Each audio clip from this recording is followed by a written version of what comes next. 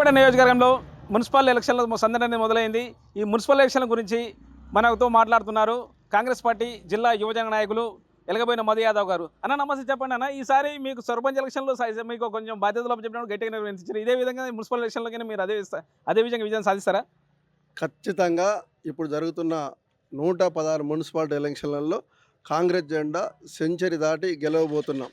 Minimum 105 మున్సిపాలిటీలను కైవసం చేసుకుని రాష్ట్రంలో ఈ తెలంగాణ ఏర్పడ్డ తర్వాత అత్యధిక మున్సిపాలిటీలను కాంగ్రెస్ పార్టీ కైవసం చేసుకోబోతుంది.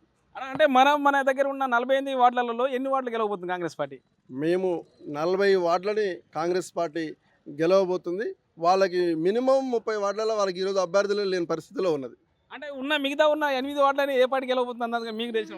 అంటే పార్టీ అనే కాదు, ఇక్కడ సామాజిక కోణాలు చూసినప్పుడు కొంత అభ్యర్థులు అక్కడ ఉన్న లోకల్ విధానంలో కొంచెం ఉంటుంది. మేము 48 వార్డులను గెలిచే ప్రయత్నంలో ఉన్నాం, కానీ మేము 40 వార్డులను ధీమాతో చెప్పగలుగుతాం. అన్న మామూలుగా ఇప్పుడు టీఆర్ పార్టీ అనేది ఇక్కడ టీఆర్పీ పార్టీ పోటీ చేస్తుంది, ఎక్కువ శాతం సామాజిక వర్గం బీసీ నినాదం తెస్తుంది. అవి టీఆర్ పార్టీకి ఎన్ని సీట్లు వస్తాయంటారు మామూలుగా?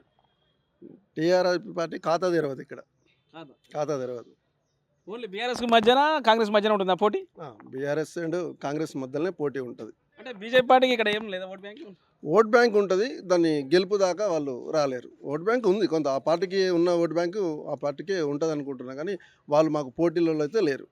అంటే మామూలుగా ప్రజాపాలన అనేది అప్పటి నుంచి ఇప్పటి వరకు గ్రామ స్థాయి నుంచి, అంటే సర్పంచ్ ఎలక్షన్లో కానీ లేకపోతే ఇప్పుడు మన మున్సిపల్ ఎలక్షన్లో కానీ రేవంత్ రెడ్డి ప్రజాపాలన అనేది ఏ విధంగా ఉంది? మీరు ప్రజాపాలన చాలా మంచిగా పేద ప్రజలకు అందుబాటులో ఉంది. ఇలా సన్న బియ్యం కానీ, మనకి ఉచిత గ్యాస్ కానీ, ఉచిత ఆర్టీసీ బస్సు కానీ, ఇంటికి కరెంటు ఫ్రీ కానీ అన్నీ కూడా అట్టడుగు వర్గాలకు చాలా దగ్గరలో పేద ప్రజలు ఈరోజు 3 పూటలు గ్యాస్ కానీ సన్న బియ్యం కానీ చాలా అద్భుతంగా తింటున్నారు. రేవంత్ రెడ్డి గారి పాలనని ఇంకో 10 ఏళ్ల పాటు ఉండాలని ప్రజలు దీవిస్తానికి సిద్ధంగా ఉన్నారు. అదే తీర్పు రేపు మున్సిపల్ ఎలక్షన్లు కూడా రాబోతా ఉంది.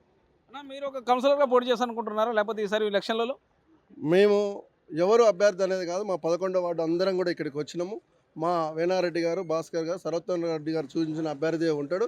మేము ఈసారి 11వ వార్డుని గెలిచి, అంటే గతంలో కూడా కాంగ్రెస్ పార్టీ గెలిచింది, ఇప్పుడు కూడా గెలిచి మా దామన్న లేని లోటు మా దామన్నకు కానుకగా అయ్యాలనుకుంటున్నాం. 11వ వార్డు అభ్యర్థి కాంగ్రెస్ దామోదర్ రెడ్డి ఒక అనుచరుడే ఉంటాడు. ఒక్కలే అభ్యర్థి ఉంటారు. ఎంతమంది ఉన్నా కూర్చొని మాట్లాడుకుంటే ఖచ్చితంగా కాంగ్రెస్ పార్టీ గెలవబోతుంది. అన్న ముఖ్యంగా మనకి మొన్నటిదాకా రమేష్ రెడ్డి వర్గం, వినర్ రెడ్డి వర్గం ఉంది. ఈ 2 వర్గాలు ఇప్పుడు ఓకేనాయా, ఆ విధంగానే ఉన్నాయా?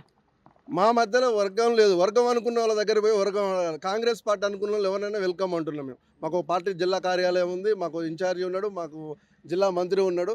ఎవరైనా కాంగ్రెస్ పార్టీ అనుకున్న వాళ్ళు అక్కడికి వచ్చి మాట్లాడే స్వేచ్ఛ ఉంది. ఎవరైనా కాంగ్రెస్ పార్టీ వాళ్ళు అక్కడ రావచ్చు. వర్గం అన్న వాళ్ళు అక్కడికి పోయి వర్గం గురించి అడగండి. మాదైతే కాంగ్రెస్ వర్గం. అన్న మామూలుగా ఈ కాంగ్రెస్ పార్టీ యువజన నాయకులు ఉన్నారు కాబట్టి ఎక్కువ శాతం యూత్ అనేది ఏ పార్టీ వైపు ఉంది? ఈరోజు యువత మొత్తం గతంలో కంటే ఇప్పుడు కాంగ్రెస్ వైపు మళ్ళింది. యువత అంతా కాంగ్రెస్ యొక్క విధానాన్ని ఆకర్షితులై వస్తున్నారు.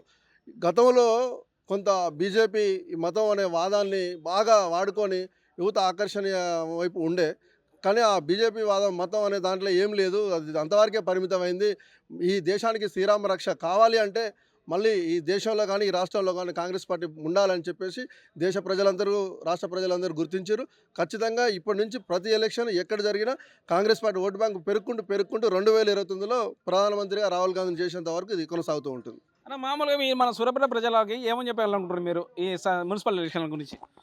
సూర్యాపేట ప్రజలని ప్రజాపాలన కార్యక్రమాలు, ఇక్కడ జరిగిన అభివృద్ధి గురించి మేము చర్చించి ఇప్పుడు ఏం చేస్తామో కూడా మేము మా మేనిఫెస్టోలో మేము ప్రకటించబోతున్నాం 2 డేస్లో. దాన్ని చూసి జనాన్ని ఓటేయమని అడుగుతున్నాం. ఓకే, చూస్తున్నాను మన డిస్కషన్ థ్యాంక్ యూ.